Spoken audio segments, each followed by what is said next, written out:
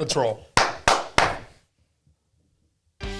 We're jumping right into it, right with the Buffalo Community Podcast.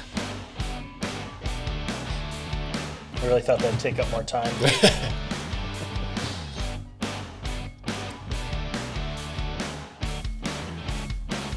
That's the outro. I was going to say. Now we're jumping right into it. I thought you had something. No. We're going to jump right into it.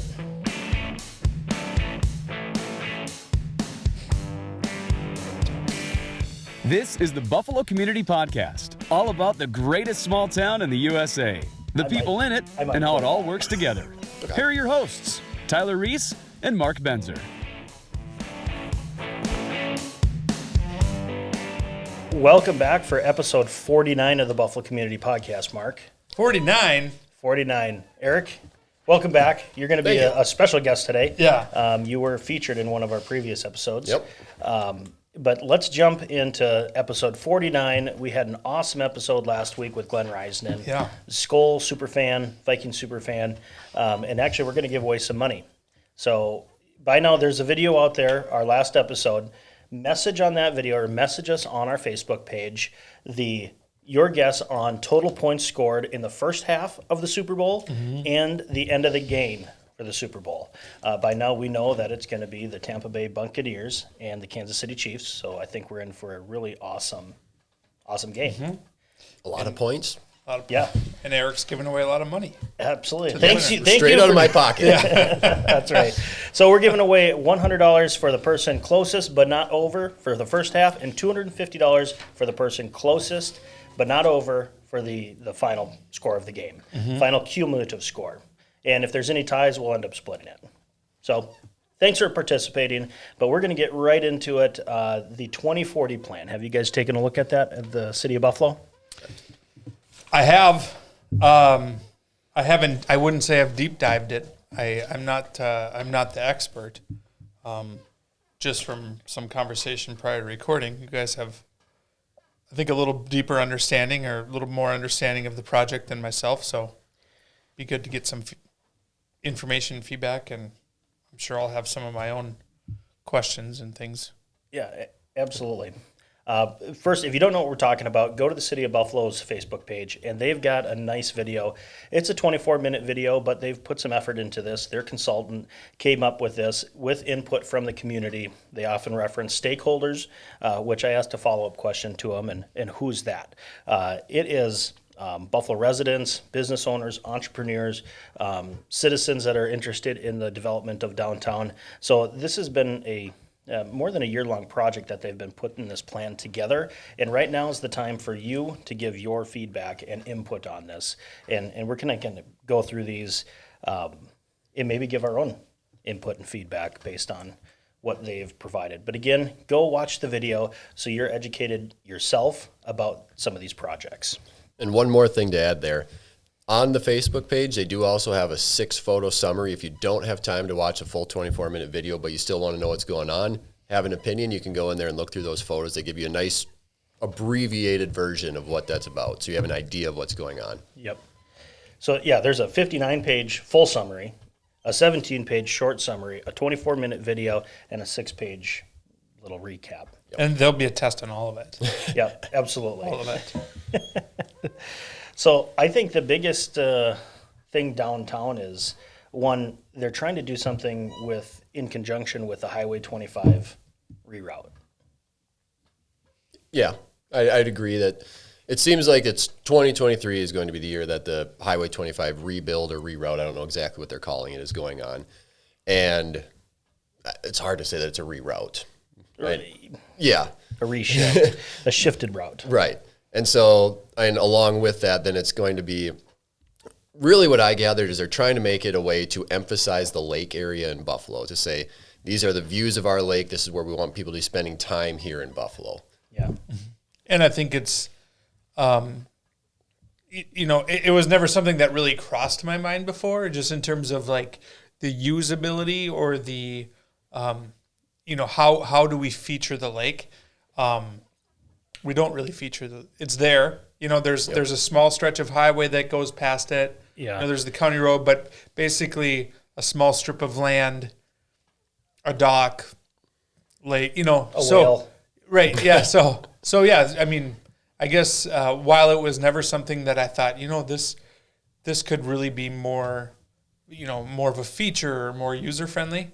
When it's brought to my attention, it's like, yeah, I guess there really is very little. Little has been done to feature the lake. Right. And I would say a lot of what I took away from the video is they're really trying to feature that lake, and there's parking downtown that, I don't think about these things that I'm driving by. I'm usually have a destination in mind. I'm moving from one side to the other of town, and this is how I get there. But I don't think about the parking lots that are there. And they said it's prime real estate for buildings, for shops, whatever that they want to go there, or parking lots. And that's would be the chance for people to give an input and see what you want there. But that was the kind of thing that really struck me was I said, I don't think about that kind of thing as I'm driving through that area. But what can you turn it into? I think it could be really cool.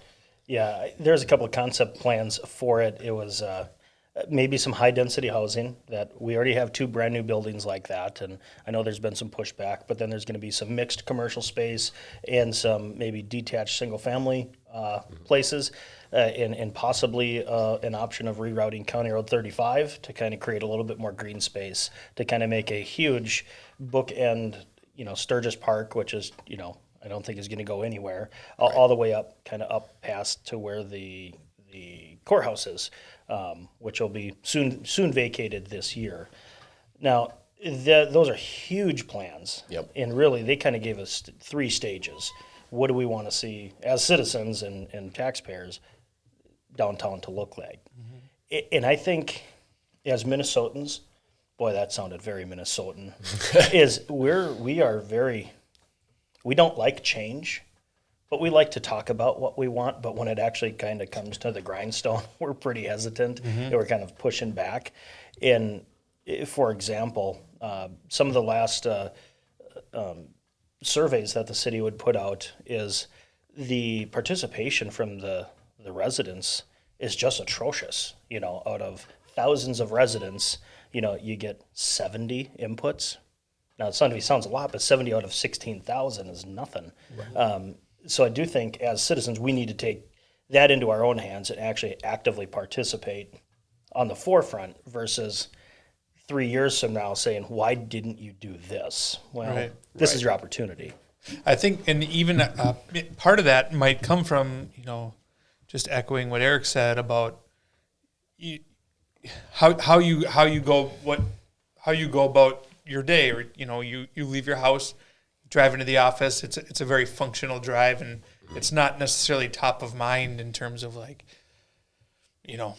this, we could utilize this space better, or if we rerouted this, we could have this space and have the, like it just kind of turns into this thing where it's just like, I guess I never really thought about it before, and so I think that might have something to do with the fact that I have never really talked to anybody that was clamoring for a change. Yeah. And so then when it's like, no, we're changing it, now we want your input. I don't know, as opposed to something where people are going, man, if we had this outcry of like, this needs to be redone, I think maybe you get more people chiming in with their ideas. And I think we are kind of forced into it a little bit here because the government center is moving. We know that there's something needs to happen there. So that is one of those changes that you say, maybe we didn't feel like we needed this, but it's happening. What are we going to do with that space? And I'm glad you brought up the reroute of 35 because I thought that was an awesome idea.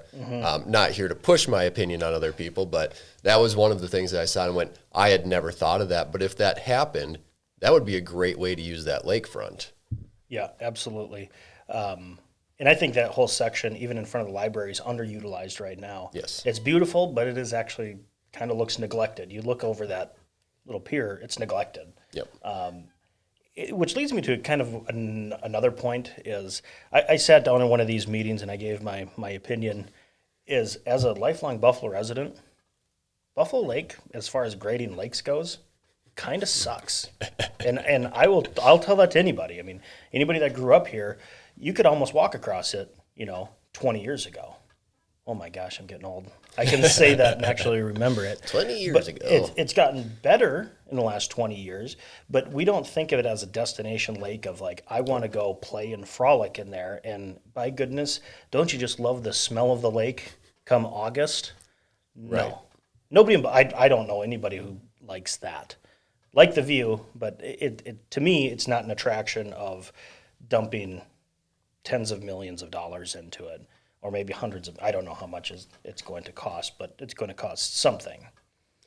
Yeah, it's not going to be a resort destination at any point. It's going to be a lake that you look at, that you fish, stuff like that. Yeah. Yeah. One of the most interesting little tidbits of information that I saw come through the video is there's about a 30% ownership for the city, and there's like about $100 million worth of real estate that's kind of around available for redevelopment, and the city owns about 30% of that. Is what can they do with it? Is what's the best choice for it? I have some ideas of why don't we sell some of that and let a developer come in, and instead of if you build it, they will come. Why don't you put that into the private sector of Let them come first. Do something with this, that it's your job now to get somebody here. We'll get out of your way. Again, this is my opinion of it. We'll get out of your way and we're going to help you, but instead of really spending extra money that the city doesn't have or the county or anything like that, is kind of let that private sector take care of some of that stuff and let the city and the county and the state be involved in the things they need to be, like the rerouting of that, or kind of, I don't want to say double dipping of financials when the 25 is rerouted. Well, that's going to mess up downtown right on the lake shore anyway. So why don't we take advantage of some of that equipment that's already going to be there and beautify that back up on the city's bill, versus if we just say, we're not going to do anything with 25, but we're going to redo downtown the lakeshore, I'd consider that a huge waste of money. But Just like the existing lakeshore. right, without the road being moved or doing anything like that. Yeah. And a lot of that land on the lakeside is privately owned, right? By, well, maybe not a lot, but I mean, there's a handful of houses. Yeah, down by the library. Courthouse, library, that would own the land on the lakeside, right? Yeah, yep. And then get past, I guess, the houses and stuff, and closer to Mill Creek. A lot of that land, I guess, that's part of the city-owned stuff that you're referring to. No, it pretty much stops kind of after the library, kind of 4th Avenue, where the old compost pile used to be. Sure. Now that's kind of dating me. The old compost pile. This one's old now, but it's comprehensive, and again, it's over 20 years, and they've got some short-term plans, some long-term plans, and some mid-term plans. And they are addressing a community center or in a performing arts center somewhere down there. Again, it's kind of, what type of the plan did you like? Is it commercial? Is it residential? Is it high density housing? What is it going to be? And again, I think they're just saying, here's 3 options that we can tweak. They did provide some awesome pictures of other towns that have adopted some of these things, and they look great. Sure. But of course, that's what they're doing. They're making a brochure for this, Right. They're making the idea of that. And just to kind of build off a little bit of what you said, it's 3 options that can be tweaked, meaning these aren't set in stone. They are looking for suggestions. It's not to say that it's this, or this, and that's it. Right. So those are the kind of things that can be built off of. And then to go back even further a little bit to what you were saying before of, if whether it's selling off some of that property, I don't know, but I do like the idea of having, it's a business competition. It's getting people coming in who are going to say, we're going to do this because this is what our business does. This is what we do. And if it's developing that area or whatever that they're turning that into, I think making businesses compete is going to be better for everybody. I mean, just in terms of development, they're going to make it look as nice as they can. They're going to make it so that it's an economic impact as well, and they want to be making money. So, and not that the county doesn't, but it's the kind of thing where they're competing businesses that are working against each other in those areas. Yeah, I think rerouting 35 kind of creates the next open space of zone something for a restaurant that is friendly to get in there. Now all of a sudden you can have a patio near the lake. I mean, because it's great views. Again, I think it stinks in August, but Maybe it doesn't have to. You know, I don't know. I guess I'm not an expert, but I mean, as far as cleaning a lake or improving a lake, I don't know the workings of that, but it's funny. Whenever this topic comes up on the Facebook feeds, somebody's always a DNR expert. They kind of come, more than one person comes in there, and everybody thinks, oh yeah, just shock it, throw some shock in there, clean it up, get the weeds out. Well, the ecosystem of the lake it's a shallow lake. Yeah, It's spring fed, but it's also connected to the river. So, there's a lot of things going on, and it's shallow. Algae bloom is going to be more prevalent in it. It's never going to be Pulaski. And I think as locals, we kind of put Pulaski up here of wanting that to be our lake. It's never going to be. It's just the ecosystem that it's in. It's just not the characteristics. So clean it up. It might be as good as it gets right now, maybe grade out the beach. But it's a spot that I don't really have much of an opinion on. I won't be that Facebook person who's the expert there because I haven't thought about it. Yeah. Well, that's a safe answer. Right. Yep. Yeah. A couple of the other things is I asked City of Buffalo, I actually asked Mayor Lockmeyer some questions to clarify, and then she immediately, within a couple of hours, pointed me in the direction of another city employee, Allison Matthews, who gave me some great answers here. The reason I bring that up is because I just simply typed an email and asked these questions. In less than 24 hours later, I've got answers to them. So that was my experience. If someone says they're not getting back to us, email them. It's all on the city website. sure. And during this video, actually, we're going to be given links for that feedback form. I always do this, but you don't care. There's a couple things that I'm excited about. I'm excited about the feedback. I'm kind of excited to see something change. I'm not excited for the multiple years it's going to take to be under construction. Mark, you brought up a great point of earlier before we hit record is 2040. I'm going to be 60. Yeah, right. Yeah. I don't know if I care that much. And that's absolutely a legitimate comment. Sure. And I kind of wonder too is what's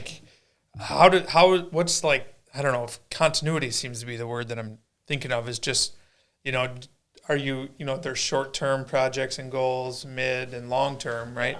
So is it what's decided in the near term that's going to be set in stone, and future mayors and future council members are going to have to kind of carry out, or are these just idea boards that are going to constantly be changed and updated, and as new leadership and new councils and things of that nature, and new technology comes out, right? So and then in 2040, is it done, or is there a 2060 plan? Well, hopefully there always is, right? I mean, hopefully. I mean, it would make sense to have a 2060 plan, and I don't know, but just how, and I guess not necessarily asking for an answer, but just something that I could email and get a response in 24 hours back on. Not that they guarantee 24 hours, but right. I would just say that was my experience. Yeah, right. So that would be I guess a question that I have just in terms of 2040. How do they? One thing I think they like to keep the ball rolling is there's a nice feature at WCCO of Saving Main Street. Did you guys watch that at all? Yep. Mm-hmm. Really nice piece, and we're getting great. I guess Buffalo's being highlighted greatly, whether it's the events that we have. I know Kites on Ice is coming up. Yep. And then, because Minnesota Bound was out there, WCCO has been out here featuring Buffalo quite a few times, several businesses. So I do think, I think there's something more there than just, we're going to cram some change down there. We might only get 1.5 opportunities to do this right. One, everything that we've done so far, get some feedback and then tweak it. But if 6 years from now, all of a sudden this stuff is starting to happen and you didn't step up today to give an input, we can't go back to the future. Back in the past. Yeah. It's exciting. I mean, I think if nothing changes, right? I mean, we can be what we've always been and just kind of have our cute town that, that we've all known for our whole entire lives. Yeah. But I could get behind and excited about something different than what we've always known. What that is, I can't even hardly, Eric, you're so good with updating your house and doing things like that. You document it on Facebook and I watch and I just go, wow, like my mind is blown. Like how does he, I don't have kind of the vision, I can't, but when I see a finished product, I go, wow, that looks really good. And I'm, it's better now. I think that's a good cross section of most people, is they do lack vision or they can't project that. Yeah. We see it a lot in new construction houses. Yes. Is they would much rather buy a model that's already done and the choices are made, but because they just can't get that out of that mental blocking area of designing something, choosing paint colors, carpet colors, trim colors, knobs. So I think that is a good cross section of the American people. I like the finished product, but I guess I'm not passionate enough to say anything before. Yeah. Or don't know how to get there. Don't know the process of how to get there. Yeah. So. And I think too, like, I certainly have opinions on what I would like downtown to be able to offer. Yeah. But in terms of like playing Sim City and where am I going to put it exactly and Godzilla. how I want I would love to have a Monticello like community center in this town. I would love to have more restaurants, just like everybody else wants more restaurants, right? Yeah. All these things. You want my opinion on that stuff, and I certainly have one. But just in terms of like, how would I? Is Monticello city owned? I'm going to guess that they are, only because, well, and maybe this is a really bad reason for me to guess, but they charge you more if you don't live in Monticello. So I'm guessing that it's taxpayer funded, and if you don't live there and pay taxes there, you have to pay more money to go there. Sure. I just assumed that it was. Yeah. But I bet you somebody's going to tell us if it is or not. Yeah. If they get this far. And me, I'm kind of against a city-owned one. Like, if the community can support it and somebody wants to develop it, great. But like, Buffalo, we always compare ourselves to like things that we can get in Maple Grove, but we don't have 65,000 households paying for it. And to have a new community center with a pool and a performing arts center, we need to cooperate with the school that already has that. Yes. We have a world-class performing arts center up at the high school. Maybe some of those programs can actually work together like that, because I'm not sure. They always have, right? Yeah, and I'm just not sure that Buffalo itself can support something like that. Or we hear a lot from the city of repurposing or doing something with the theater. Okay, well, I don't know if it's the city's job to do something with the theater. The market will determine that of who wants to put something there. I think it should be laser tag. Yeah, at the old movie theater. Anything building. laser related, I think.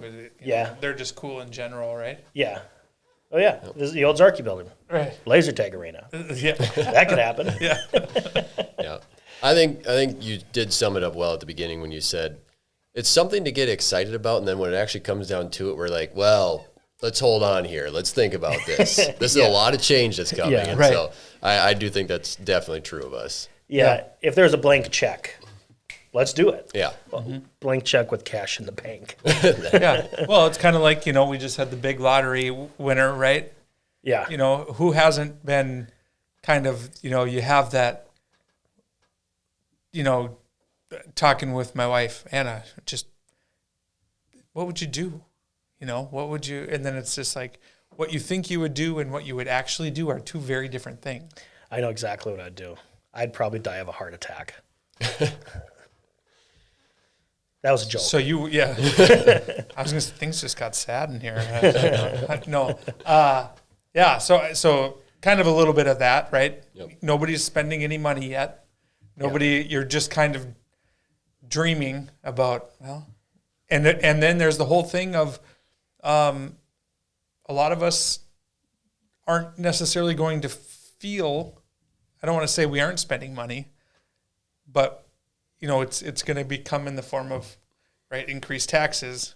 Yep. But it still feels a little bit like you're spending somebody else's money, saying, "Oh, just do this and reroute this and put this here, and then and you're going to get all these great things." Yeah. And you're not. I know you have to pay for it, right? But I mean, it's not going to be Yep. writing a 6-figure, 7-8-figure check out of your own pocket Correct. to make it happen. So it's just kind of fun to think about and to talk about, and now's the time for that feedback, and whether it's pro all in or hey, let's think about this a little bit more responsibly. Right. And I think they've done a good job at laying out 3 options and then kind of an escalated. Here's what maybe a smaller scale short-term projects are, and then the larger projects down the line as well. I think they did a great job, and I think it's a 24-minute video worth your while to be informed. Don't take these internet personalities' words for it. no. in the amount of time that you took to watch this, you could Exactly. you could have already finished that. But we appreciate this way more. Yes. Way more. But we are going to put all those links on this video. Provide feedback. Again, I urge you, go to the city website and do that. Get involved in your community, because it's you, all 25,000 listeners of you, that make this community the greatest small town in the USA. I would agree. I would say I strongly encourage you guys to go out and watch that video. Absolutely. I also would encourage you guys to go out and watch that video. I think that's great. Way to sum it up. Yep. For the Buffalo Community Podcast, I'm Tyler Reese with Edina Realty. I'm Mark Benzer with Country Financial. And I am Eric Olson, also with Edina Realty. Special guest, Eric Olson. You should give your dad a shout out. Mark Olson, State Mark Farm. Benzer, State Farm. Downtown.